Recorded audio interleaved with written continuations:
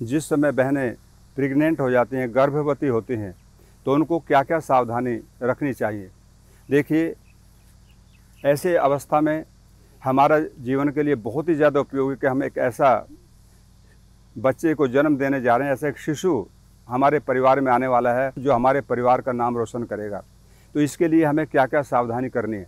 एक तो उन बहनों को उनका जो जीवन है, उनका जो लाइफ स्टाइल है, बहुत अच्छा होना चाहिए। दिनचर्या जितनी स्वस्थ होगी, पेट में पल रहा बच्चा उतना ही स्वस्थ होगा। तो सुबह प्रातःकाल उठ करके उनको अपनी दिनचर्या करनी है, उसमें योगाभ्यास, प्राणायाम। यदि हम 4-5 महीने के अभी प्रेग्नेंट अवस्था में हैं, गर्भवती हैं, तो ऐसी अवस्था में हम प्राणायाम धीमी गति से डीप ब्रीदिंग कर सकते हैं। तो उससे माँ को भी ऑक्सीजन ज़्यादा मिलेगा और बच्चों को भी ऑक्सीजन अच्छी प्रकार से मिलेगा, उसका मस्तिष्क ठीक से विकास करेगा। आज हम देख रहे हैं कि बच्चा जब गर्भ में होता है तो उसको ऑक्सीजन नहीं मिली, जिसके कारण से मानसिक विकार पैदा हो जाते हैं। तो ऐसी अवस्थाओं में बहनों की एक जिम्मेवारी है, उनका एक लाइफ स्टाइल होना चाहिए अच्छा, जिससे बच्चे को अच्छी तरह से ऑक्सीजन मिले। तो प्राणायाम उनको ज़रूर करना चाहिए, डीप ब्रीदिंग करें। और डीप ब्रीदिंग मैं समझता हूँ 9 मंथ्स तक आप कर सकते हैं। तो ऐसी अवस्था में बच्चा स्वस्थ होगा, हेल्दी होगा और हमारे परिवार में आने वाला एक शिशु जिस पर हमारी बहुत ज़्यादा जिम्मेवारी होगी, ऐसी अवस्था में वो बच्चा राष्ट्र के लिए, समाज के लिए, परिवार के लिए बहुत अच्छा कार्य करेगा। तो ऐसी अवस्था में अच्छे साहित्य का पढ़ना, वेद, दर्शन, उपनिषद, गीता, रामायण, ऐसे उन ग्रंथों का अध्ययन करें जिससे बच्चे के संस्कार बहुत अच्छे बने और वो पैदा होते ही योगी हो, आध्यात्मिक बने, उसका जीवन बहुत सुंदर रहे। तो इनका स्वाध्याय करना बहुत ज़रूरी है। माँ से बच्चा 2 तरह की खुराक लेता है, एक तो शारीरिक खुराक लेता है। शारीरिक खुराक का तो हम बहुत ज़्यादा ध्यान रखते हैं, उसमें काजू है, बादाम है, काफ़ी चीज़ें खिलाते हैं लोग, ड्राई फ्रूट खिलाते हैं, जूसेस पिलाते हैं, फल खिलाते हैं। लेकिन जो वैचारिक खुराक ले रहा है बच्चा माता से, उसका किसी को ध्यान नहीं। तो ऐसी अवस्था में अगर हम केवल शारीरिक खुराक उसको अच्छी देंगे और मानसिक खुराक नहीं देंगे तो बच्चा बहुत अच्छा नहीं होगा और संस्कारवान नहीं होगा। सबसे बड़ी बात है, आपने देखा होगा महाभारत के अंदर अभिमन्यु की कहानी आप सबने सुनी है। तो माता के गर्भ में ही बच्चे ने 7 जो द्वार तोड़ने की कला थी, उसमें 6 द्वार तक के उसने तोड़ने की कला सीखी और फिर माता को नींद आ गई।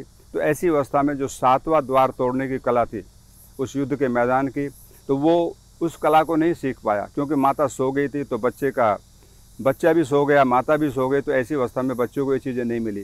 तो इसका मतलब ये है कि माता जो भी कार्य करती है, जो भी विचार करती है, जो भी खाना खाती है, ये सभी कुछ उसका प्रभाव बच्चे के मस्तिष्क पर जाता है, उसके शरीर पर पड़ता है।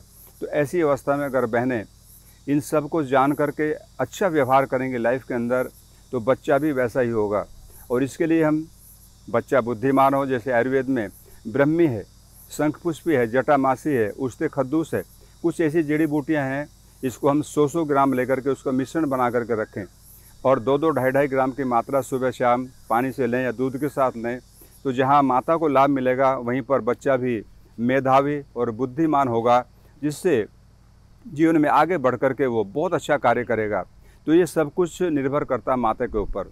एक किसान जब खेती करने के लिए जाता है तो अपनी भूमि को अच्छी तरह तैयार करता है और उसमें अच्छे बीज का रोपण करता है और फिर उसका ध्यान रखता है, समय पर सब कुछ देता है। तो ठीक वैसे ही अगर माता पिता इस सब का ध्यान रखेंगे तो निश्चित हमारे परिवार में आने वाला एक शिशु बुद्धिमान होगा और कभी भी कोई प्रॉब्लम नहीं होगी। आज हम देख रहे हैं बहनों के अंदर कुछ ना कुछ प्रॉब्लम आ जाती है उस पीरियड में।